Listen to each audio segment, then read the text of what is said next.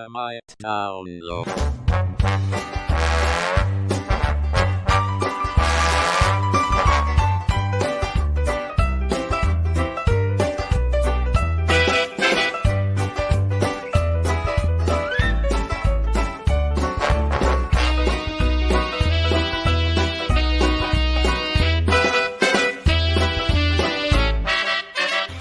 Welcome to Dynamite Download.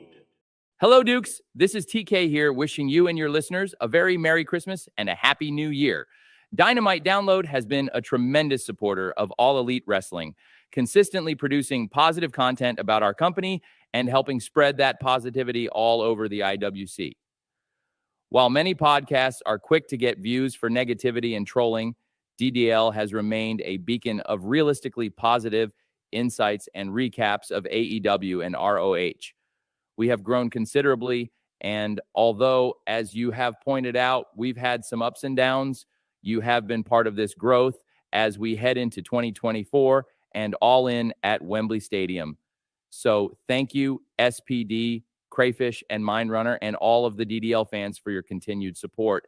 Justified chance of this is awesome for DDL, and tune in to AEW Collision this Saturday night at 8 p.m. Eastern on TNT, where the Continental Classic concludes, and Thunder Rosa teams with Abaddon to take on Julia Hart in Sky Blue.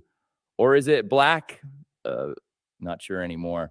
Anyways, on behalf of the locker room and staff at AEW, Merry Christmas and Happy New Year. Woo! What an endorsement from TK. Yes, thank you, TK. And totally not an AI-generated cloning of his voice. Great. No, yeah, never. I love it. Yeah, thank you, Tony Khan, TK, for that wonderful message. Wow, man, that means a lot. That is the Got me in the Christmas feels. blessing, the Christmas wish that we got here at Dynamite Download from TK, the endorsement there. Props to him. Thank you so much for getting that, Mindrunner. I know he emailed you, and you were able to put that on for us. So welcome, everybody. If you guys are tuning in, it's Dynamite Download, episode 107. It is sadly a pre-recorded show, so we're doing this earlier in the day. So you could still send us your comments in the chat. We would love to see them. We're going to go back. We'll check them out, respond to you. But Mindrunner and I are pre-recording this early when the sun is still out here on Thursday, post-Dynamite. And before we dive into the show, let's go up to the most up-to-date standings in our fantasy draft right here. So I think who's going to be on the top after Dynamite so far. Well, I think we got quite an interesting development here after the last week of wrestling. My goddess wife, Full Tilt Deb, who is not Team Babyface, I think she's full Team Heel. She is in the lead with 7 points.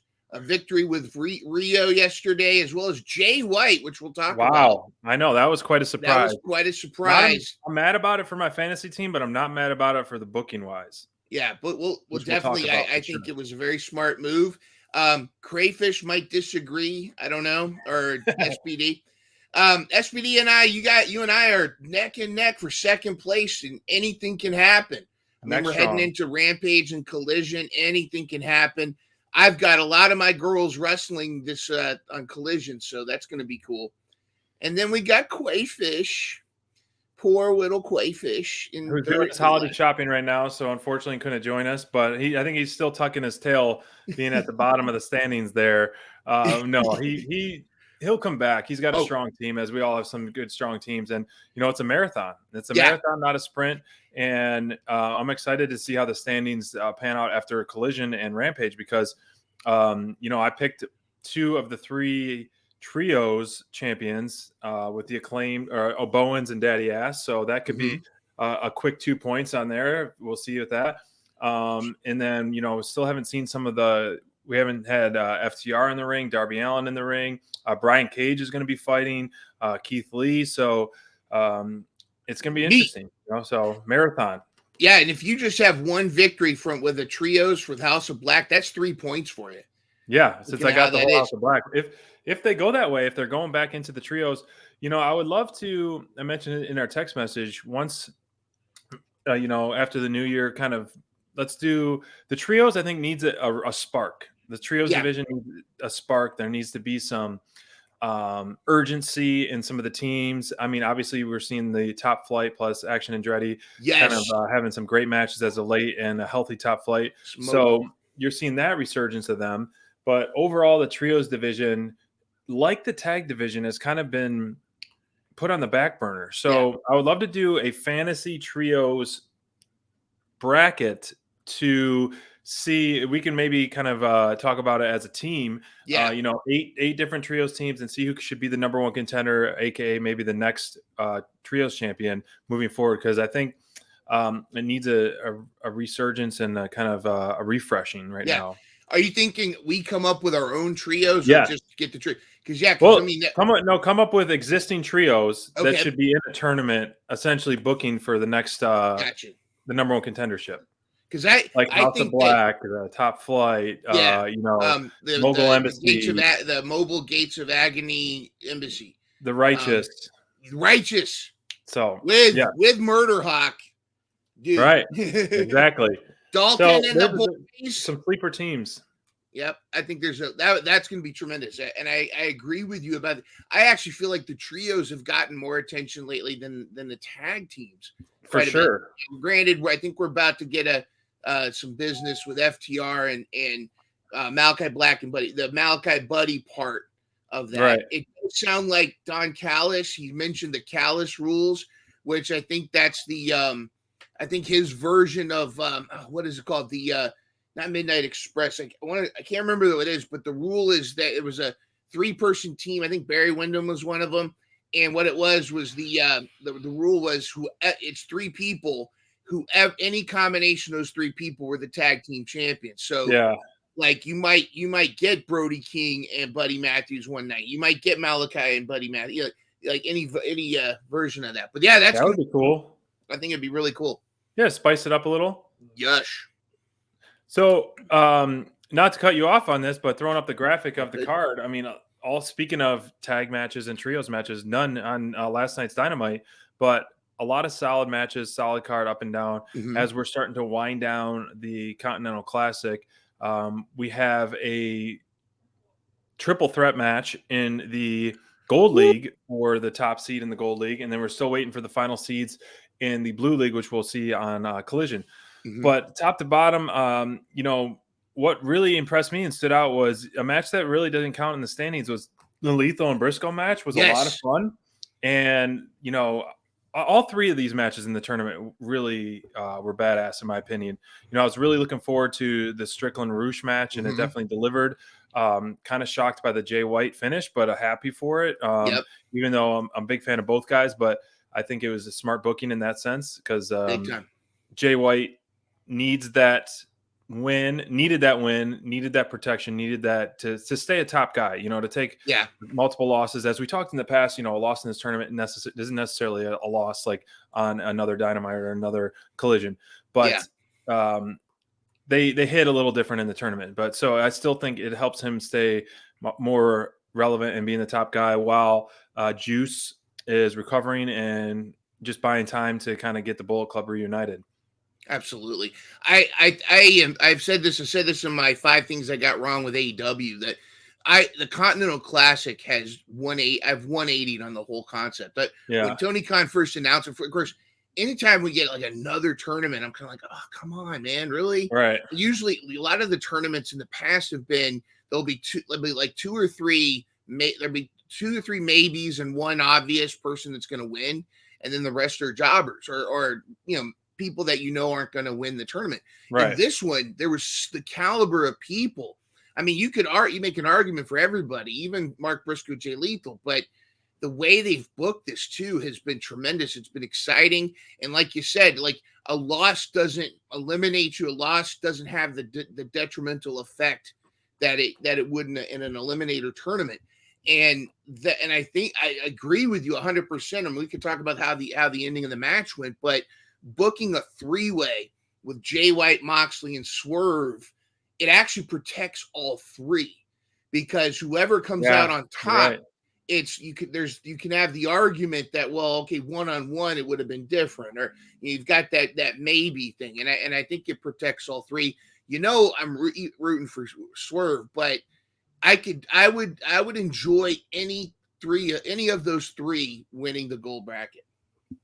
Yeah, I would too. Let's dive into one of those matches. Which one would you want to talk about to kick things off here? Dynamite Download. Let's rip the Band-Aid off and let's talk about Mox and Jay White. I mean, you're, by the way, main event mind runner over here. You did that last week too. I like it. By the way, the Peppermint Frosty from Wendy's. They're not an official sponsor, but fantastic. Get you one. Yes. Go to your local Wendy's and get the Peppermint Frosty. Peppermint Frosty. Tell them Dynamite Download sent you. Tell them Dynamite Download sent you. And when they look at you strange, just start laughing and go from there. Tell them you swerve when you drive. You swerve when you drive. I thought this was tremendous. I really enjoyed this match. And I really feel like, of course, we made a bet when we were watching it last night. What's going to happen first? Is Moxley going to bleed before Jay White coughs up mucus? Because he always has that mayonnaise on his beard after every one of his matches. It turns out he got the mayonnaise before. I don't even think Moxley bled at all this match. He didn't. And that sign, did you see that guy's sign in the front row? Yeah. Spoiler alert, Moxley will bleed. And he almost like he didn't bleed on purpose just to mess with that guy's sign. I was laughing that maybe he'd get a paper cut from that sign, and that actually is what gets him. Well, I was hoping he'd have like blood on his hand and he like hit the sign. Yeah. Like, he was super close to the sign and like smear on that. That would have been a cool souvenir from that mark. Oh, that would have been tremendous. But yeah, man, I love this. I feel like it highlighted both men. There was a lot of exchanges. Moxley was really selling being beat up, but he's just like Eddie Kingston. Like I still don't forgive Eddie Kingston from his first match with Cody Rhodes when he debuted, and I really thought he messed up his knee, and he was a complete sell, and I was convinced. And it's just I think Moxley does a great job convincing. I mean, he is probably beat up, but he did a great job really selling that. Jay White was doing a great job of being kind of that heel side where he's just trying to get the win. He can't get it. The back and forth was tremendous. These are two of the top guys in AEW right now, and I felt like neither person walked away looking any less than they did when they entered. Definitely not. And Moxley, this was one of the few matches that he sold so heavily with an injury as of late that I can remember. And so, Jay White, as we talked before, everyone's got different opinions on him, but I do think he is a top guy. And this win was essential. And I even though he rightfully deserved, I was kind of shocked by it, because Mox has kind of been that untouchable guy in a sense, tournament aside. And so he has been that gatekeeper of the top here in the men's division at AEW. So for him to take that loss, and like you said earlier, whoever wins, everyone's going to be protected in that three-way. So it's anyone's game in that the Gold League final with Jay White getting thrown into the mix in the triple threat for the number one contender in the Gold League. I like this battle, and I like the way that we're getting that dirty heel Jay White as he has been. But I mean, when he took that first loss and now that beating the top guy Mox, man, it's giving him momentum at the end of the tournament at the right time. Yeah, I agree. This is it was a great timing, great booking by TK, in my opinion, to have this be the last match and kind of him come from behind to stay near the top with Jay White. I think it was brilliant. Mox and bleed. Yeah, I think it was brilliant too, and I think the way they ended with I love when Dynamite ends with some kind of brawl or something. But Jay White really looks like the kid that stole the cookies. He really looked like this, and he really did, because I think we all were kind of assuming it was going to be just Swerve versus Mox, and now Jay White is the big spoiler. Jay White comes in, and with the spoiler now. I know there was some controversy online. Some people, because the argument was Moxley was pinned clean in the ring, but there were a lot of people that were kind of arguing that it wasn't clean. That because Jay White used that chair earlier, that it technically wasn't clean. It's a clean pin, in my opinion. That's right. Whoa. It was clean. Ho, ho, ho, SPD. You damn Juice! right, it was clean. How you doing, Rock Hard? And it was rock hard. I'm having a great Christmas. I mean, drinking a lot of eggnog. I've got eggnog all over my beard. Yeah, that's why it looks yummy. Different color than the rest of my beard. You know, my wife, you know, she's kind of gone off the rocker. She's been watching way too many of those Hallmark Christmas movies, and now she thinks she's in one. But I don't care because it makes it really fun in the bedroom, if you know what I mean. I'm always rock hard, SPD. You got to live up to your name. You know, it's true. It's got to happen. But I notice, you know, that's the thing is I want to just put it all to rest that, you know, Jay White, he doesn't need to cheat to beat John Moxley. He beat him clean in the ring.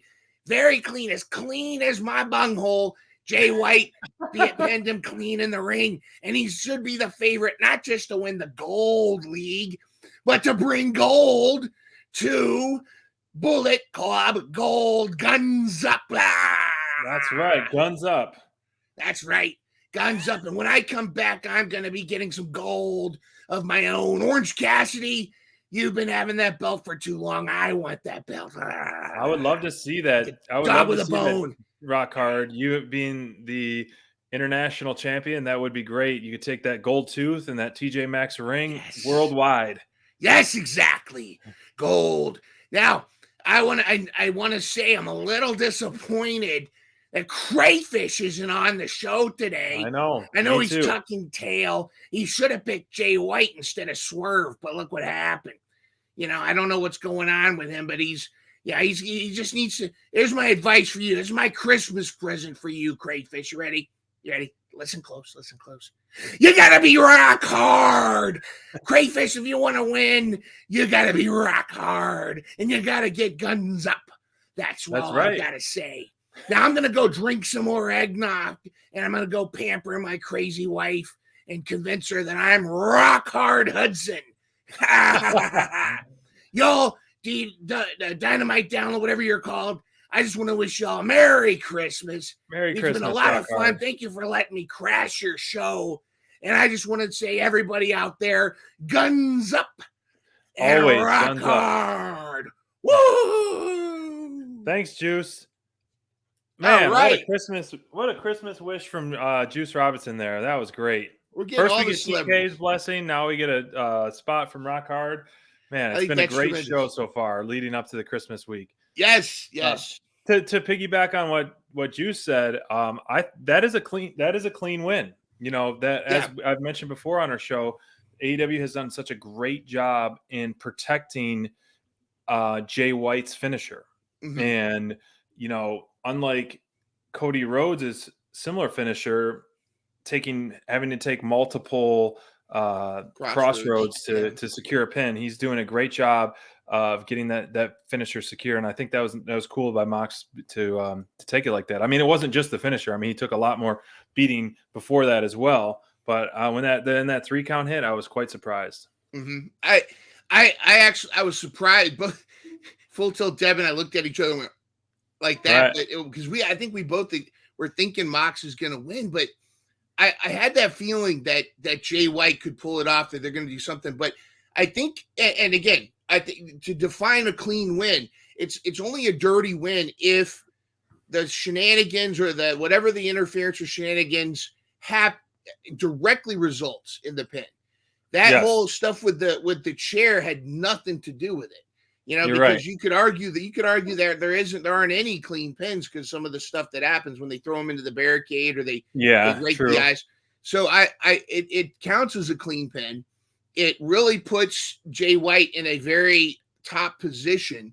Mm-hmm. And I think it's really going to make this 3-way much more interesting. You're right. And it's going to, and it also saves Swerve versus Mox Part 2 for a later date. Because we're going to have to get that. Now, speaking of Swerve, I don't want to. I would leave the subject if you've got more to say. No, but I also really liked that we finally got a face-to-face of Swerve and MJF. That was fantastic. I wish I don't have a photo offhand on that one, but that I think was one of the biggest pops of the night that I had in terms of like, yes, and man, did it not miss a beat at all. This was a solid promo. I don't know if this was live or not in one take and done, but it felt like a 10-minute promo, but I'm sure it wasn't that long, but it was just so great. MJF was so smooth. Swerve was countering so smooth as well. Yeah. And this is what kind of we've been wanting for. This is what I've been wanting for. Once we're done talking about this part, we'll just talk about Swerve match, but that Swerve being in the world title picture. Yes. And I don't do tryouts. I get contracts or something along that last line there. Yeah. They are two guys that will definitely have awesome mic battles. And man, it was everything I wanted, and it delivered more than I expected it to. I was waiting for this because the rise of Swerve over the last month, it's just, inevitable that's got to be on his mind. And he's talked about it, off screen and all that in interviews and things. So to finally have that final face-to-face, that's where I want it to go. Yeah. Swerve in the Continental Classic, but I want his focus to be on MJF personally. Now, I've slightly changed my opinion on Swerve not winning this tournament, because let him get all the gold. Let him go kind of like have him win and defend it several times, and then continue to build him up to the point where he could still face MJF holding the Continental Breakfast title and go title for title, pull like a Warrior and Hogan kind of thing, Sure. I think that's an option. So I would not mind him winning. I'm with you though that, him winning, like, he doesn't need to win it to then get into the title picture. But I think that I really think that would be tremendous if he did pull it off. But that's just a taste. That's a taste. That's just giving us a taste of championship Swerve. We need world champion AEW Swerve. That's the goal. That is the goal. And the only thing I'm afraid of, not afraid of, but whoever wins a Continental Classic needs to be a multi-brand ambassador. Yes. And to me, Swerve is that homegrown, even though he's not homegrown, you hometown guy or AEW through and through guy that he's been at the Jags games. True. He's been in TK's suite. He's, it's that ambassador for AEW. I don't want his resources spread thin throughout, having to make appearances in New Japan and Ring of Honor and so forth with the Continental Classic belt, which he could do, but I feel like I want him selfishly. I want him all on AEW.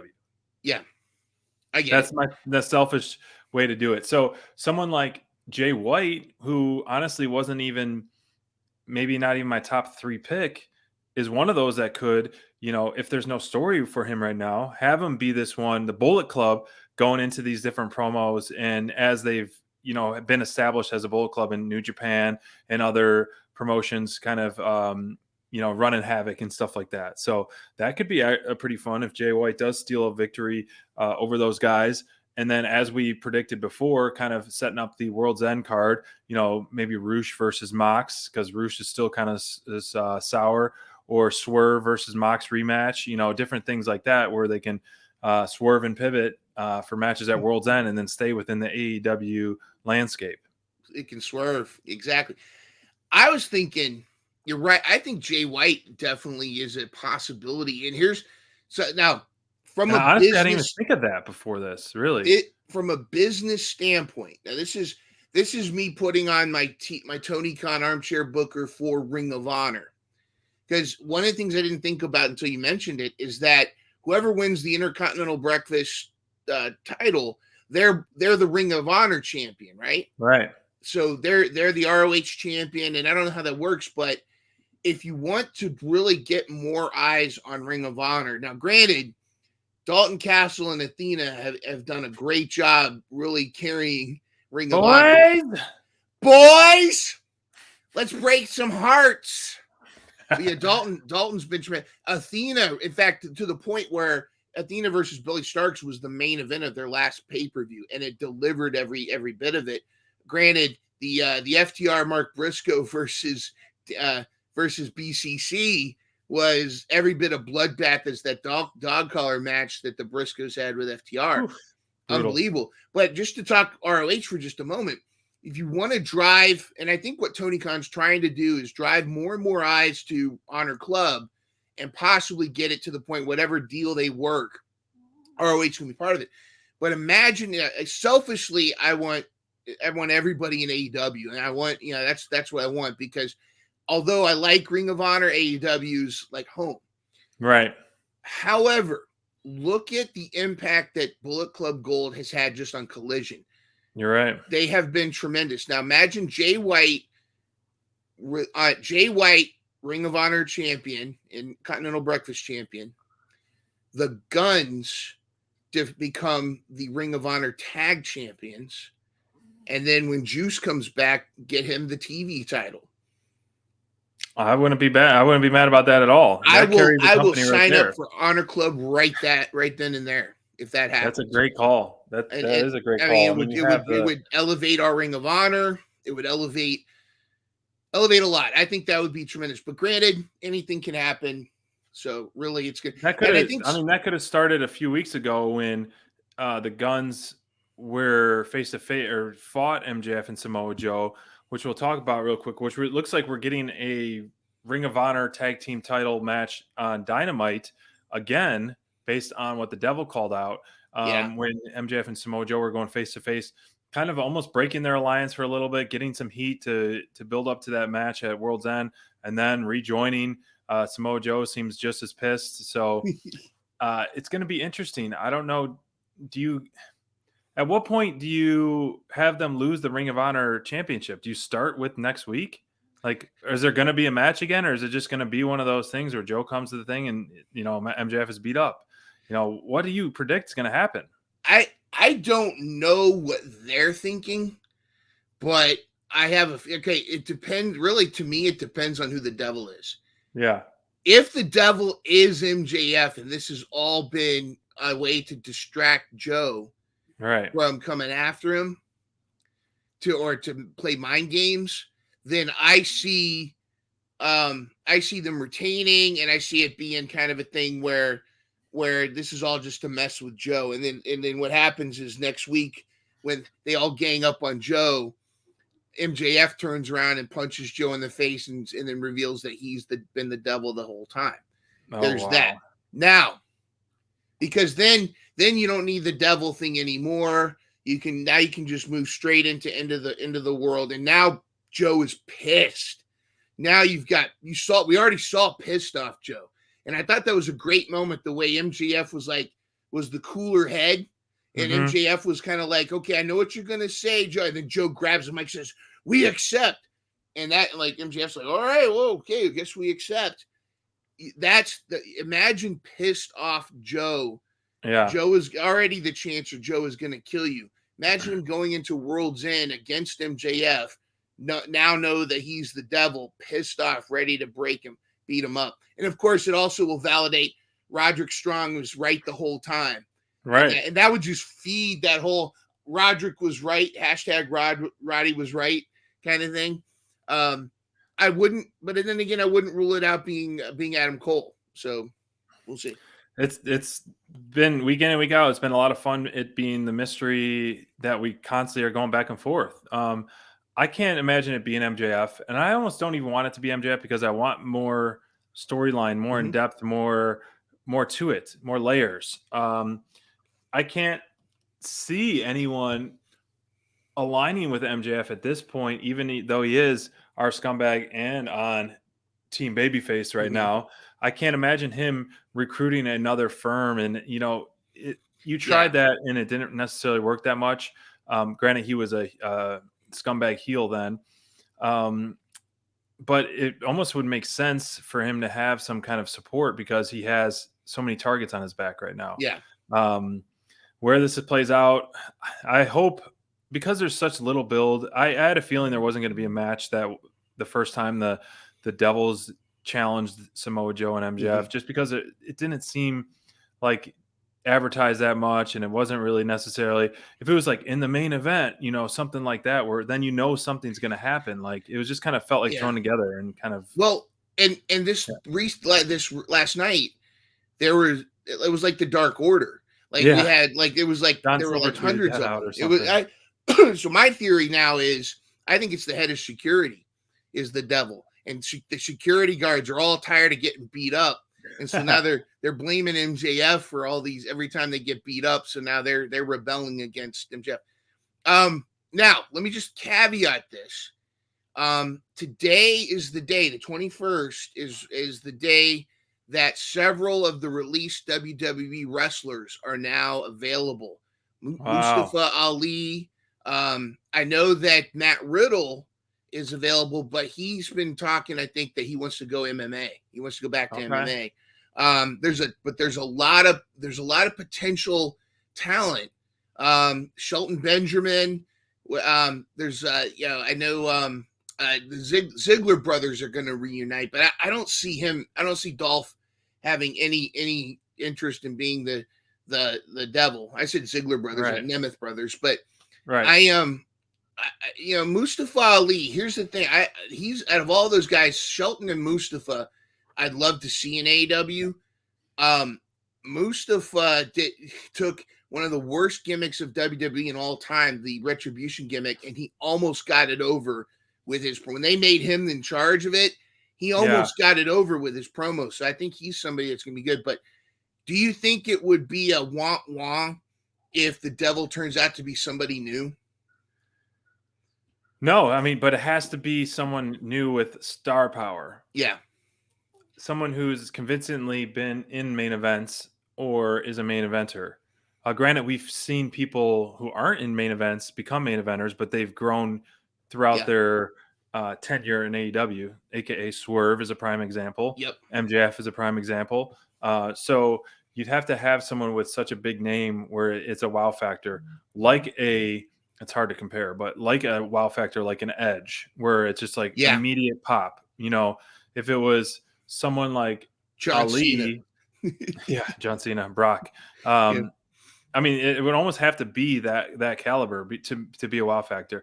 Now, if it was someone like a Ziggler or an Ali, I think it would be an instant kind of cool, but it would be a miss because personally, unfortunately, but it is what it is for that. Full Tilt Deb is convinced it's Jungle Boy. It's Jack Perry. I hope not. Yeah. Well, if it is, I hope it works. Yeah.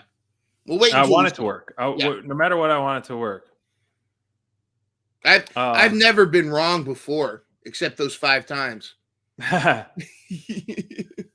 So let's move on to the Swerve match and Roosh. Yes. Yeah. So Swerve and Roosh kicking things off Dynamite, and I put on there like anytime you start off Dynamite, it's almost like even though he's a heel right now, or is he? It's like the new Orange Cassidy theme song kicking off Dynamite. Yeah. So TK loves to start off Dynamite with, which I totally appreciate, with a crowd pleaser. And so that was kind of your safe bet always with Orange Cassidy, with his entrance, his gimmick, his defense. So it's like, like someone who's over with the crowd is going to win and kind of get the crowd going for the night. But tournament aside, Swerve coming out, man, he's been pretty unstoppable. But I love the way Dynamite started. Once again, it kind of a cold start. They didn't do the whole pyro intro with the commentator. They just literally started right away and got you hooked with the episode. I'm looking forward to this. Both guys that we've both spoken very highly about with Swerve and Roosh, just elevating their stock every single week. Both guys are putting in the work, both with their character and in-ring stuff. And 2 guys that I want to see continue to get a push because they deserve it. And Roosh has been a lot of fun since his return. He's getting a lot of reaction, good crowd reaction. Swerve is getting outstanding crowd reaction.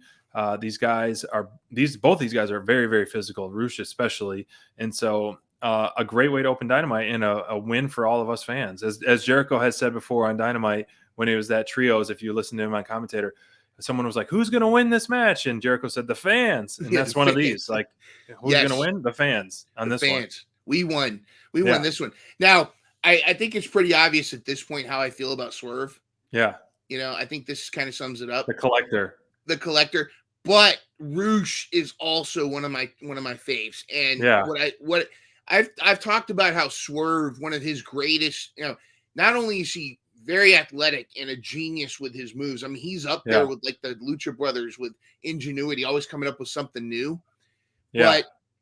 And also his reactions, how he sells when he doesn't get the pin or somebody kicks out, he does he really knows how to, he understands in-ring psychology. He understands promos. He understands a lot of this stuff. Mm-hmm. But I've got to give Roosh some flowers here too, because Roosh quickly read the room. He read the audience and how behind Swerve they were.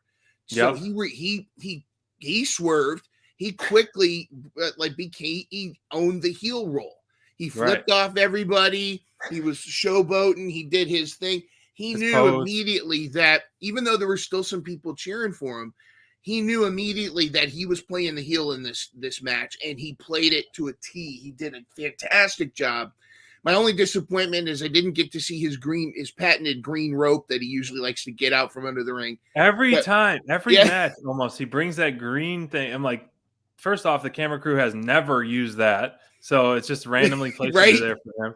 He went on probably like a 10-match streak where he used that every single match. It was like his patented green rope. I wonder if it's because like he purposely gets the green one so it's easy to see under the ring or something. But yeah, I want you to listen to me now, Jeremy Padower and Jazzwares. Listen carefully. When you come out with the Roosh action figure, he needs to have the green rope. He's got to have the green rope and the mask. But he's definitely got to have the green rope in the set, even if it's a chase. Get the green rope. But Roosh was fantastic. Yes, he didn't pull out the win, but again, I mean that's like choosing. Do you want a peppermint frosty or do you want a chocolate frosty? Well, guess what? Sometimes you get peppermint, and sometimes you just go for both. Sweet. Yes, exactly. So this was one thing I posted about and noticed was the Roosh's new entrance. I love the camera angle. And so they weren't going to the hard cam. They're going to the side so you could see the ramp. And when he gets to the ring and the arm up and then the pyro going off while he's in the ring, I really like that presentation that they did and added with Roosh's new entrance. So they're giving him the spotlight. They're giving him a push, and especially those backstage promos that he's been cutting, man.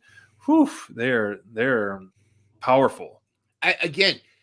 Tony Khan totally redeems himself from any questionable booking from before with this Continental Classic. It's bringing the best out of every one of these wrestlers, and it's really and they're getting a chance to really highlight themselves. And like you said, that new way of presenting them, Roosh, the way he carries himself in the ring, more confidence. He's ever since they did that promo of his return where he beat up Preston Vance and Drilistico. Is it Drilistico? Mm-hmm. And this whole new image has been it's been great, and I actually like that he's separate from Andrade. Me too. At first, I was like, I wanted them to join because it would have just been like an absolute awesome faction. But when you add, it gets overcrowded. I feel like if you had that many people, especially adding a Jose the assistant, so you got 5 people. It felt a little over. Let them both shine in their own light, and they are. Yeah, and it's working. I do real quick though. On behalf, I know this we were feeling this way, all of us at Dynamite Download. Heartfelt, get well soon, of course, to Kenny Omega, but also get well to CJ Perry, Andrade's manager. I know she's had a very almost near fatal scare with an infected injury to her finger where she was in the hospital, and so she's been really it's been touch and go, but it sounds like she's making a recovery. The Redeemer, I'm sure, is there by her side. So. Heartfelt, get well soon, Kenny and CJ and everybody else out there with injury. But that was we appreciate all the entertainment, and we know the sacrifices you guys make. So thank you. Yeah, the Redeemer needs to reach out to his God to help his hot and flexible wife. Do not take my hot and flexible wife away from me. That's right. Yeah, it's pretty wild, and it's hard for those in the spotlight to share stuff like that. So, as fans, it's fun, I guess, as fans to kind of, pull back the curtain and see kind of real life stuff. And I'm sure it is difficult and It does take a lot of vulnerability to be able to kind of do that. So Mhm. yes, thanks for keeping us in the loop. And We're obviously coming we're up rooting on, for them. and we're coming up on the anniversary of losing Brody King, Brody True, Lee. yeah. Sorry, Brody Lee. Yeah. And it's one of those things where one of the things I really like about AEW is they know when to be private. Right. I do suspect that Keith Lee has been struggling with some health issues, but they've been keeping it quiet. So there's another one wish help. But I think that that's good on AEW to allow the talent to decide if they're going to share it or not. Sure. And I think that's tremendous. On a lighter note, Yes. I want to talk about this right here. Our guy Wardlow just absolutely ripping another amazing promo vignette, whatever you want to call it, backstage segment. It was absolutely it's hard because, or it's not hard. I can't believe each and every week it's getting better and better and better from Wardlow. It is scary. It Yeah. is truthful, and is real. Driven, is very driven and real. And so, man, I look forward to these every single week, and I don't know what's going to happen. And that's what this great mystery behind it is. I know what he's focused on. And it's funny how he was commenting on a stat, how MJF hasn't been pinned 500 plus days or whatever. And, Wardlow was like the last one to do it. And it's like, it's time. And so one of the bigger arrows looking to have a target on MJF's back is, the War Dog himself. And so one of the many, it seems like he's calling his shot for, very, very soon. So what do you make of this promo? What was your take on this promo? And what do you think is going to happen with the War Dog? I think it's a great storyline. I think that I like this version of Wardlow. I hope it delivers. I think it will. I feel like when he won the first time he won the TNT Championship, like almost like everybody didn't know what to do with him, because it was like he was this monster. But then you also had Powerhouse Hobbs, and people were like, well, we want to elevate both, and they ended up kind of lessening them. But now with Powerhouse Hobbs, with Don Callis' family, I think that's a good fit for him. Yeah. Wardlow, this lone wolf, just one-track mind destruction, I think is tremendous. That match he had with Willie Mack, where Willie got to get some good offense. I think sometimes you don't want a squash match. You want to show that the person that you're wrestling is somebody of caliber, and you still destroy them. And I think that's one of the great things that makes Wardlow so great is he was able to really showcase Willie Mack and then put him down in such a Wardlow fashion. And he doesn't even wait. Like he used to do the serenade, symphony. That symphony. He doesn't have time for this. Like nobody got time. He's here for business, and his business is destroying MJF. And he walks out of the ring before the ref even stops the match sometimes too. Yep. Because he knows it's over. He's like, done. Next, whatever it takes, whatever's going to get me to MJF. And I love it the fact that he can't be the devil because the devil's hiding behind a mask. Wardlow doesn't hide. Wardlow will murder you to your face, MJF. Like he grabbed that scene where he grabbed him by the throat and said, remember me. So I think this is one of those things where when the resolution happens with the devil and Samoa Joe and all of this stuff and Adam Cole and all this is going to come out right when MJF thinks he's conquered everything. Wardlow's going to be there. Do you think it's going to be even longer after World's End? Don't know. I don't know. Because I don't know how that's the biggest mystery of World's End. I'm really looking forward to is that main event because everyone's going to be glued to their TV once that match is over because win or lose, it's Samoa Joe. Is he going to be the new champ? Is he going to be? Is he not? Is the devil going to cost him the championship? Is he not? And then what's going to happen? Like you look at this quote, I'll bring the devil to his knees. I know he calls MJF the devil, but there's also the devil literally or figuratively. Like so, right. 3 ways to look at it. You ready? Yeah. If the devil is MJF, then his quote makes perfect sense. Like he sees through the bullshit because he worked for MJF. He knows how MJF operates. He's like the only one that he knows for sure he's the devil and he doesn't care. Now, that would be a great ending. It turns out MJF is the devil and it was all just a game. And then because what that does, it by having it somebody other than MJF or Adam Cole, it actually creates a new nemesis in an already clustered group of storylines. I mean, you've got Samoa Joe, you've got Samoa, you've got Roderick Strong, you got Roderick, and you've also got now you've got Wardlow on the hunt, and you've got all these other people. Hangman a little bit trickled in there. I know he's got taken out. You have now Swerve, kind of like a lot of targets. Yeah, there's a lot of and I think if the Devil is somebody other than Adam Cole or MJF, that's yet another villain that you got to have the storyline get to a point where there's a blow off. Right. And if you're going to be dealing with that Devil, then and you still have Samoa Joe, what he's going to deal with, because there's going to be repercussions after World's End. Right. When do you have these blow-offs? When do you have these matches? Beach break, Fight of the Fall. You got to have those matches. So I'm thinking that Wardlow needs to be the one. Keep doing these promos. Wardlow needs to be the one that we kind of almost forget about when the dust settles and MJF somehow weaseled his way out of destruction. He finally feels like he got out of it, and then Wardlow's there to give the final blow. I keep going back and forth, like how would I book it? It's which is fun. I don't know how, because do you have I hope we get some kind of payoff with the Devil at the pay-per-view.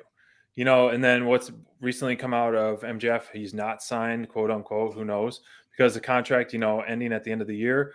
Well, what's going to happen? It would be AEW hasn't really done a ending of a pay-per-view where it's just like match over, all chaos recently. Like haven't had it like a crazy chaos where you're on the edge of your seat waiting for the next episode of AEW. And I think they need that. I'm so used to pay-per-views ending with like such a wow factor after a great match of like what's next. Because to me, pay-per-views are like the chapter is done. Let's start a fresh chapter or start kind of fresh feuds. That's kind of the ultimate payoff. So when you have a pay-per-view that ends with someone standing on the ramp or whatever, beatdown or whatever, so then you all instantly have an instant feud. AEW to me hasn't done that a lot in his pay-per-views. So if MJF wins and the Devil comes out, beats him out or takes him out or whatever it may be, and stands tall, that would be like such an awesome thing to kind of lead into what's next. Or the Devil steals his belt. You can play that whole trick again that Jay White did, revisit that. So the Devil has the belt and he's chasing the Devil, trying to find who it is. Then it eliminates that. And, or if you want to throw in another wrench, after the Devil beats him up, then you have Wardlow standing at the top of the ramp. Then it just adds all these like curveballs and like these, spider webs of storylines. Yeah. And Wardlow could even take the stance of, I'm the only one allowed to beat MJ. Like, don't, that's my target. You're bogarting my target. I think a lot is going to play out of who is the Devil. I do miss those. Like, you remember All Out when Adam Cole and Bryan Danielson debuted? We also had Ruby Soho debut too. Yeah, that's right. So we need some endings like that. We need those cliffhanger endings. At World's End, I don't know what we're gonna get, but I hope it's time to pull the Band-Aid off the Devil mask. And again, I think that their original plans of who the Devil was regardless of who they planned it to be, I think it got sidetracked with Adam Cole's injury. I think they had something else planned with it, and now they've had to delay that. That's why we're kind of seeing a lot of these storylines kind of confusing, because I think Tony Khan had a map, and I think Wardlow might have been the next person, and then now they're like, well, we got to move everything. So it's gonna be interesting to see. But again, it's gonna really shape how 2024 is. I think MJF saying that he's not really signed, I think that's kayfabe, because we're getting ready to get the bidding war 2024 gimmick is going to start. But I'm here to tell you, I think MJF and Bryan Danielson got whatever deals TK had with CM Punk. I think he split it and gave some to Bryan Danielson and some to MJF. MJF, I think, bleeds AEW. I think if you corner him one-on-one and eliminate kayfabe, if you put Wonder Woman's lasso on him, of truth, he bleeds AEW. He's not going anywhere. Put him on the map. I mean, you shouldn't be crapping on a place that puts you on the map, in my opinion. Even so many people do that after certain experiences, but there's no way MJF would go over to WWE and be a top guy right now. It's just too flooded, in my opinion. It's too flooded, especially with CM Punk. I don't think he would get nearly as much crowd reaction as he would and does in AEW. Unfortunately, just the way it is. But before we talk next segment, what do you think is going to happen with the tag title scene? Do you think Jericho is going to recruit a new member, or do you think what I would like to see is an open challenge? I would say, here, Kenny Omega is hurt, blah, blah, blah, but we're still fighting. We want to keep a mystery for the pay-per-view, an open challenge. And whether it be Young Bucks returning, which would be kind of cool, in my opinion, or what, but there's not enough time to build a legitimate tag team right now to face them. If you were going, see, here's what I think. There's an opportunity here. And one of the things Jericho likes to do is have those surprises. And Jericho is connected with a lot of people in wrestling. I think there's an opportunity for a one-off partner that wows everybody. I still want Jericho and a partner to show up. Now, not win, because I think Ricky and Big Bill need to retain. That sure, I support that too. HBK and Diesel 2.0. And actually, I don't want to keep comparing them to that because they're different than that. But like you can't help but compare it with a big guy and a small guy. Both are good on the mic and both are good in the ring. But I really want to see Big Bill and Ricky continue as tag champions for a while.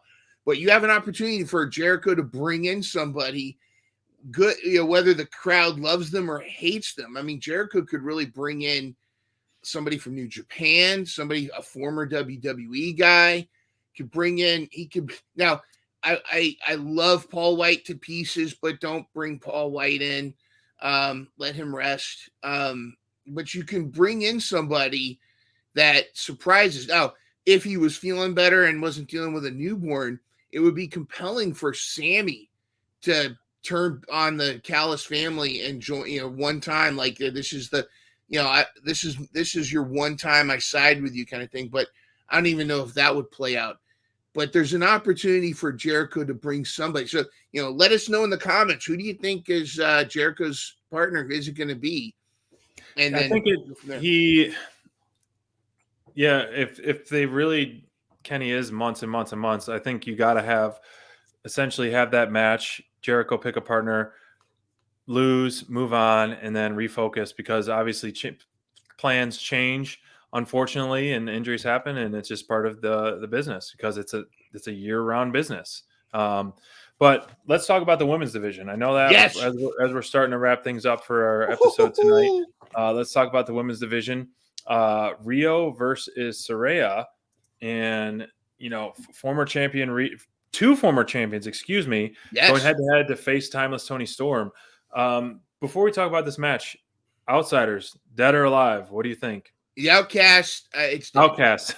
It's dead. No, the fact you even said Outsiders, moment of silence for the Outcast, a gimmick that should have been tremendous that just failed like a fart in the wind. It was. I'm very disappointed that we didn't get the big blow off. I mean, there should have been something to that. You could have still gone the route you've gone to this point with Saraya, Ruby Soho, and Timeless Toni Storm, but there should have been that blow off. And it's like I have a lot of thoughts. So I mean, I can go on a rant here if you want to answer the doorbell, but I can. Oh no, it was like an alert. Oh, okay. But first, a couple things I have. I think there's two storylines at play here with this match. And first of all, Rio, I see a lot of negative comments about Rio not being believable because she's so tiny and skinny. And there's like that she's not a believable championship contender. First of all, the one person Triple H fears the most is Rio. because whenever NXT ever tried to go up against AEW, Riho shows up and boom, just the demographics goes through the roof. But Riho is also like she's fun to watch. She's agile. You're right. She's flexible. You know, all those hentai anime schoolgirl fiends. They like watching her wrestle. But the thing is this: she's the ultimate underdog baby face wrestler. Like she's so look at me, you know, and you want to root for her. I mean, when she wrestled Nyla in that for the title, I mean, I'm a big Nyla fan too, but you can't help but root for her. It's like you want her to win the championship and then bake her cookies. But then, but that's what also makes her a good person to develop a heel, because no one's gonna want Saraya to beat Riho. No, because Riho is the baby face. If you really want to make someone look like a despicable heel, have them beat up Riho. And that's the thing. Have them beat up Riho, and then that just gives instant heat. You could have any wrestler, Sheeta, any wrestler, if they beat up Riho, they're instant heel. They instantly cross over. But what I also like about this is the storyline. That this is actually pushing the storyline into a Saraya versus Ruby Soho. I noticed Saraya had her old music back last night. She had her old, not the Outcast music. I want to see Ruby Soho come back with Ruby Soho, the Rancid song. Right. I think we're getting ready to see a Ruby Soho face turn. They're going to do whatever they do with Cool Hand Ange, but I think we're starting to get that. That's what they're building towards. I was hoping that maybe a Mercedes Moné might insert herself into this whole thing, but it's probably not going to happen now. Right. But I really, a moment of silence for the Outcast, Outsiders, what have you. But I really think that this match really set up the Toni Storm Riho match, but also set up Saraya versus Ruby Soho. It's such a bummer, not the match, but yeah, because to me, Saraya and Ruby work so much better in a group. At this point, it's hard for me to see them as solo acts. Yeah. Because they can complement each other really well and help each other out in the ring and tag matches and group matches and so forth. That aside, this match, you're right. You're completely right about Riho. It's like the Darby Allin story, you know, the underdog, the little one, the person who's smaller, trying to overcome all odds. Riho has had some awesome matches against bigger competitors. She's got great high flying skills. She is, she doesn't cut promo. She doesn't do anything other than, show up in the ring and her facial expressions and all that. Saraya is too big of a name and Ruby Soho is too big of a name to not be featured in the women's division. So they need to get something figured out where they are in there. Correct me if I'm wrong, but there's no like super strong heels right now in the women's division that are really like what they did, what the Outcast did. Yeah, Julia Hart and whatever's going on with Sky, Black and Blue, maybe. That's it. I mean, really, and Toni Storm isn't really a heel, and she's the champion.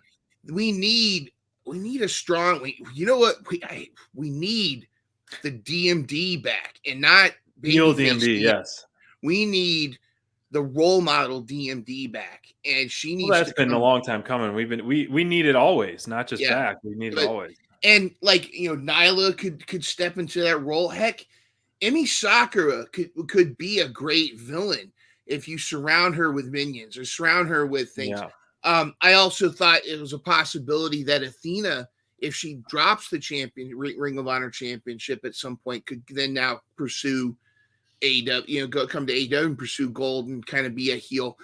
But there's room for a female heel character. Mercedes Moné would be a great person to be, but the problem is when she debuts, she's not going to be a heel. So people are going to be cheering for her. Unless she beats up Riho, then there you go. I don't know. We need a good heel female character, and I felt like there were opportunity. The Outcasts were opportunity. Taya Valkyrie could have been a good heel villain. But we've got you've got Emi Sakura on the roster. She could have her minions. There's there's people on the roster that could fill that role, and I just feel like we're not. I don't know. It isn't feeling. I don't see those. There's opportunities I think are being missed in the women's division. Yeah. Minus Last Collision. Last Collision was a very good women's showing with those 2 matches. Very impressive for both of those. Shocked that we got 2 and kind of impressed that we got 2 and happy we got 2. So that street fight definitely delivered. Was a pretty fun, brutal match. That street fight was tremendous. Yeah, love the pairing of that. So, and then the other match, and then with the Thunder re-debut, which I think could have been handled better, but hey, we're getting Thunder back. That's all that matters. Look at the bright side. Here's the thing: is Thunder, that whole thing when they reminded us that Thunder is on Spanish commentary. I said, okay, that's what I thought they were doing, was just reminding us then, so that when she's going to get involved next week and when they're in San Antonio. But what they did is she actually got involved. Thunder with the hair extensions and whatnot, and I was kind of like, oh, okay. I think it would have been nicer if you heard the Thunder Rosa song first before she showed up. Because, I mean, there was even a moment we weren't sure who it was at first, because we're not used to Thunder with long blonde hair. We're used to Thunder Rosa looking like Thunder Rosa. There were some questions I had whether or not she's gonna face paint, because now she's kind of looking like, hey, she almost looked like Barbie out there. But she's dropped a couple vignettes. Her buddy Tony, the editor at El Editore, has been dropping some clips, and it's the rebirth of Thunder Rosa. She's buried, and they're going to dig her up, and I think their final vignette's going to air on Friday, and it's about kind of the rebirth of Thunder Rosa, how she's coming back to her old self. And I think we're going, now I don't know if she's going to go heel, whatever, but I think we're going to see a much more vicious and dominant Thunder Rosa. And my goal is, and I love pairing with Abaddon, because Abaddon needs a push. And just real quick, I don't know if you guys have seen, but I think we're in store for burning down some witches.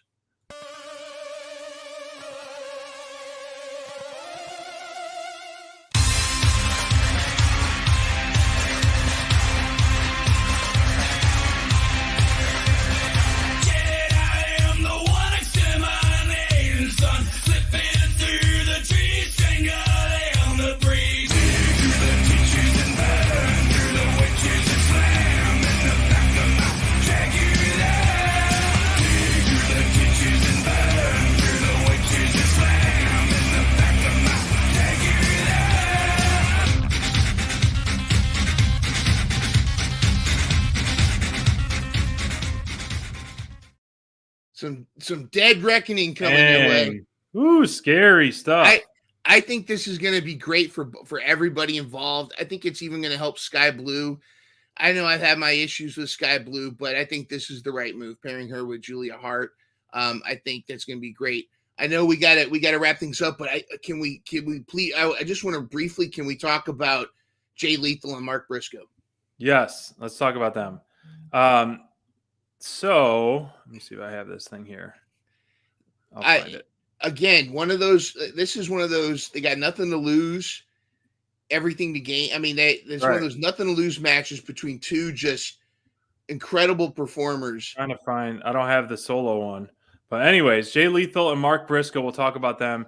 Guys, yeah, nothing to lose, tore down the house, absolutely physical match. A lot of outside violence that they had, yes. Which is, kind of the name of the game with Briscoe and stuff, like those elbow drops that go on the outside, and they each, trading suplexes and stuff to the outside. Like, keep it, it's fine to keep it in the ring and kind of protect yourself a little bit, man. It's brutal out there. It is, yeah. You go outside the ring, we're in new territory, man. Yeah, so they brought it. They went out with a bang, and they definitely got us talking and got us buzzing, wanting to, obviously their showing in the tournament wasn't maybe what they expected or what they were hoping for, but they didn't phone it in the last match, and I appreciate that for those guys. I really loved it, and the handshake at the end was definitely that was real. That was a real. Right. These are two. They're friends outside of kayfabe, outside of kayfabe, and there's a tremendous amount of love for Jay, for Jay Briscoe, Jay Lethal. And I think that they went out there, so let's tear it down, buddy, and they did a fantastic job. I think they reminded everybody why they were in the tournament.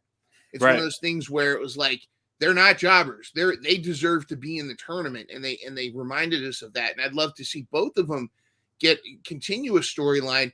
I think it would be interesting. I think it's time for Jay Lethal to start to question why he's with Jeff Jarrett. I think it'd be an interesting storyline for him to start to think maybe he's being held back. And of course, selfishly, I want Black Machismo to return. I want him to I want him to character there, and he's got all those characters. Well, he needs a feud with Flair now that Flair's in AEW. Oh yeah, or tag with him again. I don't know. That's my message. Because that was some awesome stuff and awesome character work. So I don't know. Yeah, I agree. I think now would be a good time to kind of redirection Lethal in some sense, or you just get a push for the group that they're in. One or the other. You got to do something. Can't just rinse and repeat. And Mark has got to get something. He's got it. You got to get him into some title picture, TV title on Ring of Honor, something. We got to get him. But he had a good promo where he's like, "Yo, I'm just trying to learn this singles thing. I've been doing tag my whole life, and now I'm trying to, but I'm almost figured it out." I think that would be really cool. Well, it's definitely got to be a unwelcomed surprise transition. I mean, you've had that horrible tragedy in your life, plus wanting to keep your career going and your passion going. Now you don't have someone in the corner, both rooting for you and tagging and performing with you. So I'm sure it is a tough transition, and he seems to be handling it pretty well. He's definitely held his own in the singles matches that he's been in. Absolutely. I think the future looks bright for both of these guys. Yeah.